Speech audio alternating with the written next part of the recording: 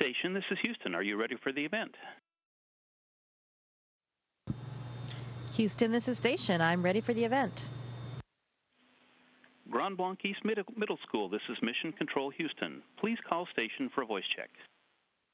Station, this is Angie Bussinger with East Middle School. How do you hear me? I hear you loud and clear, Grand Blanc. How do you hear me? Wonderful, loud and clear. Thank you so much for taking the time today to talk to these incredible 8th graders. We're here with students, teachers, Congressman Dan Kildee, Councilman Creasy, and local representatives from the Grand Blanc community. The students today have some questions for you about what it was like to bake the first ever chocolate chip cookie in space, what it's like to live in space, and how we can make space exploration more hospitable. So let's have the questions begin. Hello, I'm Christopher Dan, and the question I will be asking is, how did the astronauts bake the cookies aboard the ISS? Well, the answer is right above my head here in the U.S. lab on the International Space Station. And this is the zero-G oven. I know you can't really see it because it's in this overhead rack, and really all you see is a flat face with the name of the oven on it. But we actually placed the cookies in there, and I will show you. I have an example right here with me. This is actually the cookie that was baked in this oven. So you can see that it is in this small little plastic envelope with these aluminum sides, and it can be inserted into the oven so that it stays in place and can bake. And that is really all we had to do. It was all set up for us like this. The cookies were sent up basically just in a lump of cookie dough, and all we had to do was insert that into the oven and let it bake.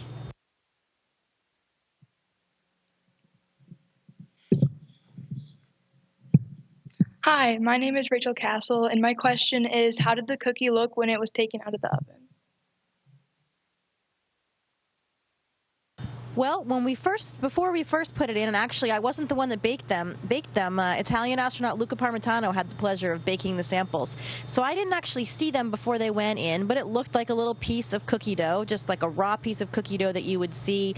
You could buy at a grocery store or make at home. And it was already in this little package. And once he inserted them in, it came out, and the cookies, spread out a little bit more, just like they would on your baking sheet at home when you take them out of the oven.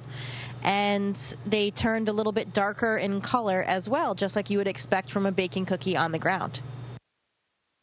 Okay, thank you. My name is Ariana Shalis, and do you think cookies were a good first item to bake in space, and why?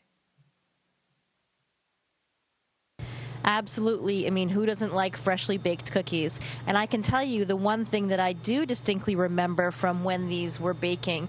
As I mentioned, the oven is right here above my head, and this is in the lab, which is really one of the central points in the space station. So all of the crew members are passing through here, going to their different work sites and to their sleeping quarters, going to the bathroom, anywhere they need to go on the space station, they often sail right through here.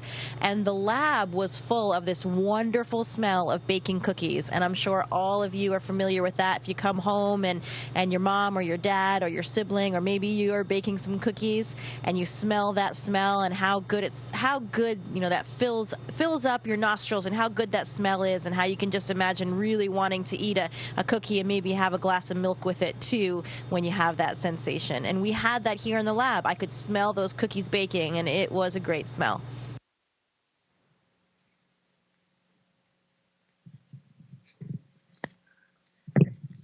My name is Lanice Chilton, and in what ways did baking a fresh cookie make the ISS feel more like home? Well, I think it felt at home, and just in the way that I described it. When I think about when I'm baking, I actually love to bake on the ground. I bake a lot of cookies and muffins and that kind of thing, and I often bring them to people to share with at work. So it did remind me of that. It reminded me when I bake myself, or when I was a kid at home and my mom was baking. She's a wonderful chef and a wonderful baker too. So that did, smelling that aroma of something fresh that was baking in the oven here on the space station really did make me feel at home.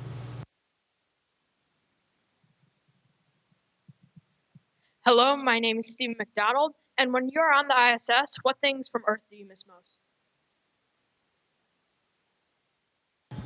You know, people ask me a lot about what I miss on the space station, and the answer actually is nothing. I really don't miss anything up here.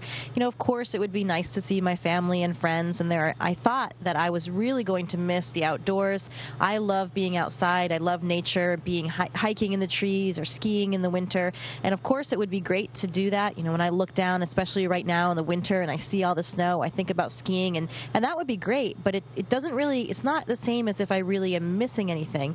I think that is because we're up here in this really unique, exceptional, very, very special environment, and it's totally alien. Everything is different than anything you've ever experienced in your life.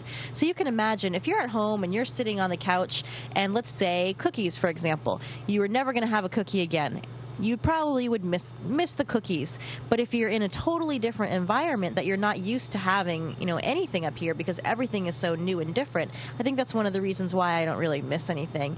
Everything up here is so exceptional, so unique, so beautiful. The things that we get to experience and see looking down on the Earth, going out for a spacewalk, all the different scientific experiments that we participate in up here. There's so much exciting stuff going in all the time that it's hard to miss anything else.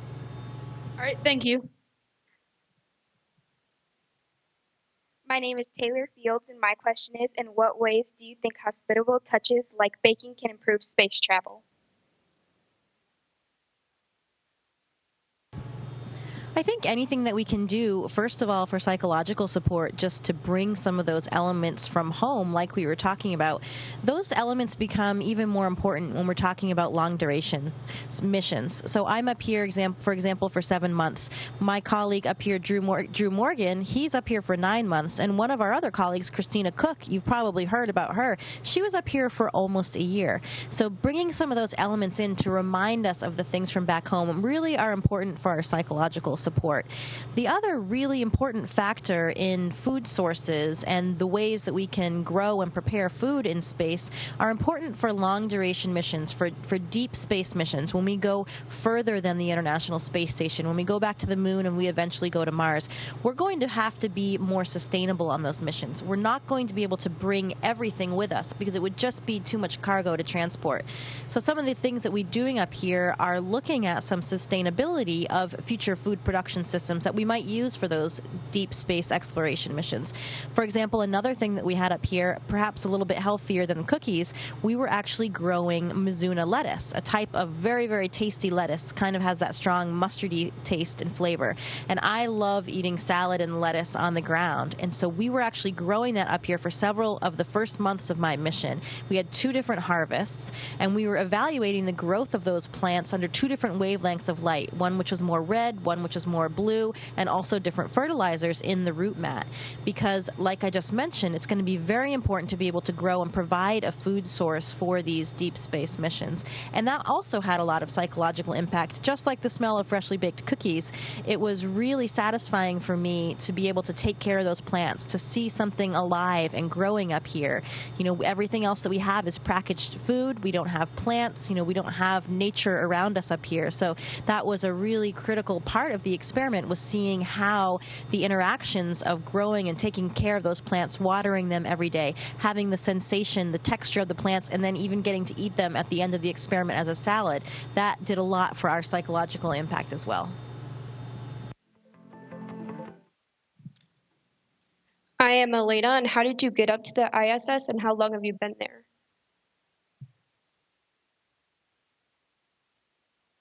I think you asked how did I get up to the ISS and how long do I spend. And I came up here, just like all the crew members since the space shuttle retired in 2011, we all fly on the Russian Soyuz rocket and Soyuz spacecraft. So that involves a lot of working to train and learn how to operate that spacecraft in Russia in Star City, which is the Gagarin Cosmonaut Training Center where our Russian counterparts train and work. And that was an amazing experience. I spent a lot of time in Russia living and working with them, and learning how to co-pilot the spacecraft. And we launched up here from Baikonur, Kazakhstan, where their launch site is for the Soyuz. We arrived on the space station about 6 hours after we launched, and I've been up here since September 25th. So I will be up here another few months, and that will be about a 7-month mission for me. It's all going by way too quickly, though, I will tell you. I'm not looking forward to leaving so soon just because there is so much excitement and adventure up here. I'll be very sad to leave it all behind. Thank you. Hi, my name is Selene, and how do you talk to your family, kids, or friends from space? So again, along these lines of psychological support, one of the things that our amazing ground teams do for us is to maintain those contacts with our family. Just like the cookies, just like the lettuce, it's important for us to keep those connections for our mental health and our well-being. And so we actually have weekly family conferences with our loved ones, and we can even rotate through different people if we want. For example, for me, I've had those conferences with many different people, my mom, my siblings, and other friends too. Other people are talking to their spouses, to their children, and it's a two-way video chat, just like Skype or FaceTime would be. And we are allocated one of those per week, and sometimes we get extra ones if it's somebody's birthday or if it's a holiday, and we have time to connect on a personal level with our loved ones. We also make phone calls, and without the video portion, but we can call from a computer program as well. We can call a cell phone, and if we need to talk to anybody on the ground, then we can call them and do that and catch up a bit on the phone. So the nice thing is we can stay in good contact with our family, friends while we're up here.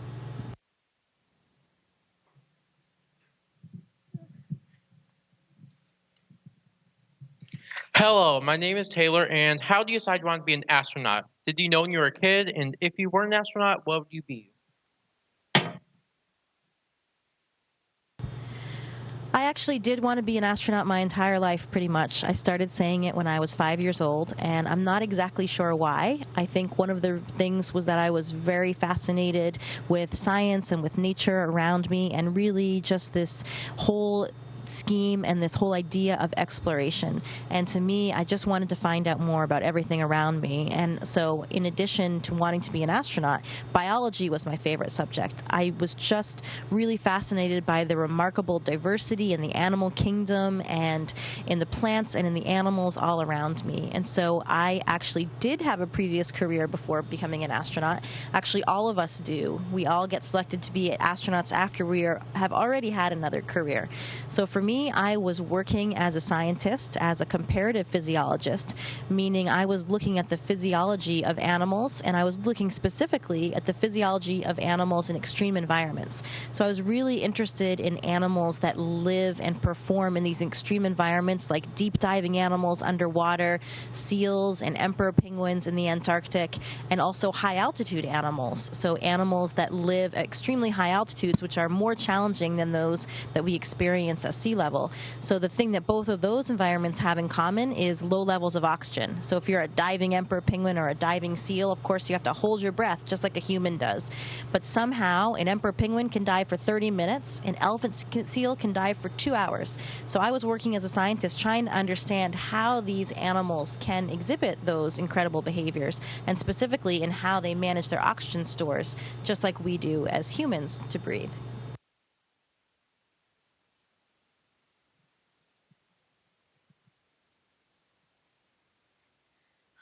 My name is Emily Gage, and when do you think normal people or non-astronauts will be able to visit space? Well, we do still consider ourselves normal people, even though we are also astronauts. And I think that's one of the interesting things about our job. We all were once children just like you. We all came from very different backgrounds and from different places. And, you know, I think it really is a testament to show that anybody can do it. Anybody can really do what they set their minds out to. And including now, I think in the very near future, space is becoming more and more available to everybody, not just astronauts. there are already several different companies on the ground that are doing sort of commercial flights, whether or not they're suborbital flights or coming all the way up to the space station. And so it already is accessible to some people. Now, of course, in the past, it has involved quite a bit of money to be able to afford those opportunities. But I think as more and more people and more companies get involved in this, just like anything else, the cost will come down and it will start becoming more and more accessible to all of the, as you say, normal people on the ground. Thank you.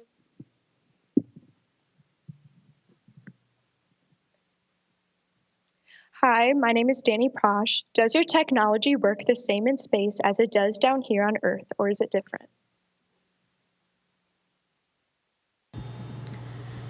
Well, there are examples of both. So there are certain things that operate exactly like they do on the ground because we don't need to implement anything different. So I would say, for example, the equipment that we're using right now, this is a normal video camera, a normal microphone, and a normal receiver and transmitter system.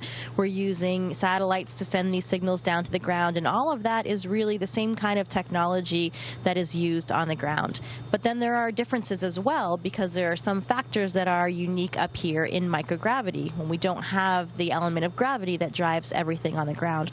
And an example for that is this zero-G oven that we were talking about today. So there are certain types of ovens on the ground called convection ovens that use fans to really maximize convection. I'm sure all of you have learned about what convection is in school, but of course it is just this natural movement of air that we have on Earth because hot air rises, as I'm sure you've heard, and that creates a natural flow of air as the hot air rises, and you have this cycle of moving air.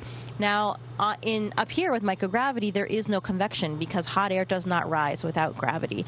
So one of the things that the zero-G oven relies on, it's basically using electrical heating elements to generate everything that the oven needs to operate. So those electrical heating elements are providing the heat for this oven, and it's heating up to 350 degrees, which is pretty typical for what you'd use for baking on the ground. Thank you.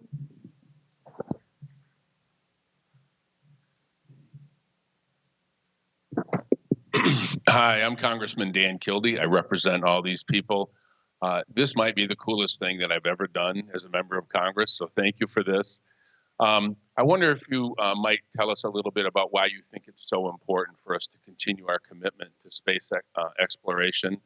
And secondly, how has this experience changed the way you view the Earth, and how has it changed you, if it has, as an individual? Wow, those are some really big questions, but I'm happy to talk about that, and thank you for all your support. Of course, we wouldn't be here if it weren't for everything that you do for us on the ground. I think that space exploration is really, to me, an inherent part of us as a human species. We have this desire to explore, to go further, to look around the corner, and if we didn't have that as humans, we would have never even explored the whole Earth. We would have never ventured out in sailing ships to see what was around the corner, and we never would have even discovered all the continents. So I think it is just a normal and natural inherent part of us as humans, and I think it's very important in order for us to progress as a society, as a civilization. I also think the scientific impacts, even ones that we don't foresee, are very, very important. You know, that's one of the most important things that we know as scientists, is that sometimes the unintended results, the unanticipated results, are often the most fruitful ones. Maybe not just looking at the question or the hypothesis that you're asking, you may unfold and uncover a whole different realm of answers to something that you weren't even looking at. And basic science allows those things to happen. The basic science that we accomplish up here on the International Space Station, for example, is really important in that we are looking at things really for the first time in space. We're looking at things without this ever-present variable of gravity that has always been there on the ground, always driving and perhaps masking some of the other processes on the ground. So who knows what we will uncover up here. So I think, to me personally, those are the two main reasons why I think that space exploration is so important. And it does change you as a person coming up here. You know, this was something that I thought about my entire life, and I thought really in two different main realms. I've heard it described to me from previous astronauts that have flown up here, and the impact that it has when you look back on the Earth for the very first time with your own eyes. That was quite a profound result during the Apollo missions when humans first went to the moon and first looked back on our planet from the outside. And that was really pivotal in one way for starting the environmental movement. When humans looked back and saw this very thin band of the atmosphere around the Earth and realized how special and unique our home planet was, and that we do really need to protect it. We need to take care of the atmosphere. We need to take care of the land masses and the water, our oceans, all of it. It's very special and fragile. And I think when you look back on the Earth with your own eyes and you see that, you see this fragile blue ball down there in its entirety with everything you know, every experience you've ever had, every place, every person is down there in its entirety. It really does give you a profoundly different feeling for your place in it. And that's really the second main role to me, other than realizing how precious our planet is. It's realizing really how insignificant we are as humans, and even as an entire planet in the grand scheme of our solar system and in the universe, and understanding how important it is to have that perspective. I think as humans, it's very easy for us to get caught up in small things, small minutia that really don't matter. It's just a human characteristic to feel that way, but it's important to take that step back and to gain that perspective and to realize really that we are all part of something much bigger and that we are all in this together. Thank you so much. Thank you so much to the students and Congressman Kildee for your questions today, and let's all thank astronaut Jessica for her time with a big round of applause.